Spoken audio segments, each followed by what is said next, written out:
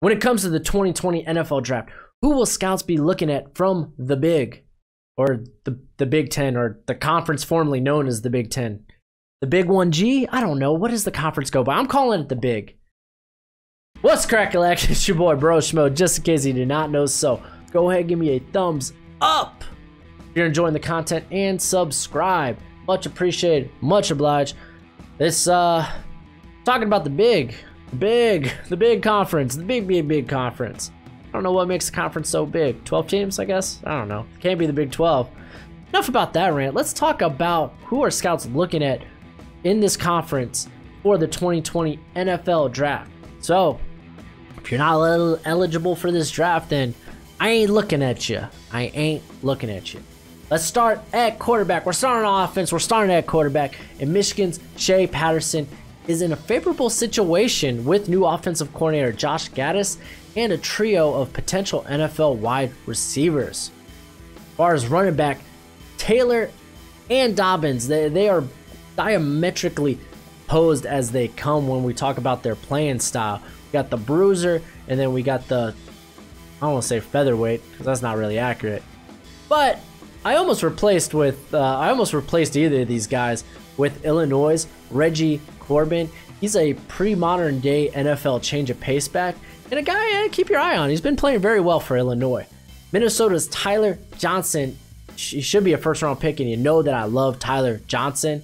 And Ohio State's KJ Hill. He shouldn't go too long after that, but my other receiver here, it was always going to be a Michigan receiver. I just had to choose between the three that I mentioned earlier: Tariq Black, Donovan Peoples-Jones, and Nico Collins. I ended up going with Collins because I believe by the end of the year he'll be the better and the healthier prospect out of the three.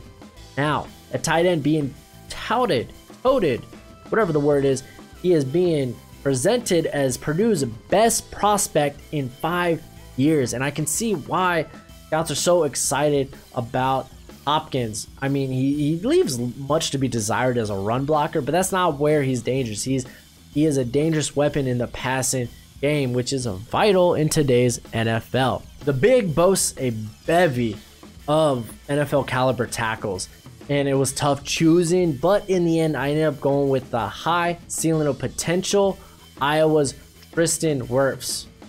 And I went with the consistency of elite play last season from Wisconsin's Cole Van Landen. You can check him out in my underrated prospects video. And you know what? While we're talking about Wisconsin, they have the best center in college football from the last 2 years, and it's going to be 3 years after this year. Tyler Badaz, he's going to be a first-round pick. It's going to happen. Guard is where it gets a little interesting. I took Michigan's Ben Bridson, he's an NFL plug-and-play player, and he's among the most battle-tested offensive linemen. There are things that I dislike about him, but he should be a solid NFL starter. I also selected the Rutgers transfer, Ohio State's Jonah Jackson. Dude, he had really good grades last year playing for Rutgers. I mean, he was the lone bright spot for the Scarlet Knights, and if he plays like he did last season, this guy could sneak into the first round, so don't be fooled. On to defense, and it's really a shame that the Big has likely 2 top 10 picks in AJ Epinesa and Chase Young, because they have some good edge talent. I mean, just Minnesota's Carter Coughlin, Michigan State's Kenny Willix, and Michigan's Mike Dana, just to name a few. But on the inside, Quan Williams is a really good feel-good story. The guy out of Michigan. I talked about him in my underrated prospects video. Like I said, he does a lot of work around Chicago. The guy saw his brothers die within the span of a year. It's really amazing. He thought about quitting football.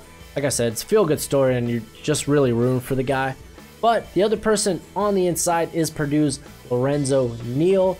He should be a late day 2 to early day 3 pick. Now, at linebacker, I don't know if Northwestern's Patty Fisher and Michigan State's Joe Bacci have enough athleticism to be starters at the next level, but they'll be under the microscopes of every NFL scout. You can trust me on that. In the secondary, Jeffrey Okudah, man, this guy flying up a lot of people's boards, and we haven't even started the season yet. And Lavert Hill, he should be taken in the first 2 rounds. But Minnesota's Coney Durr, he's on the rise after a standout season, so watch out for him. This, like I said, this is a secretly good corner class. Both Dow and Fuller are currently projected as day 3 prospects, but they can rise, which starting to look like a crowded safety class in 2020. That's it for the video. Go ahead and do the YouTube stuff. Check out all my other content. I got a lot of NFL draft content for 2020 already, and we're not even at the beginning of the year. But with that being said, you be easy, my friends. Later.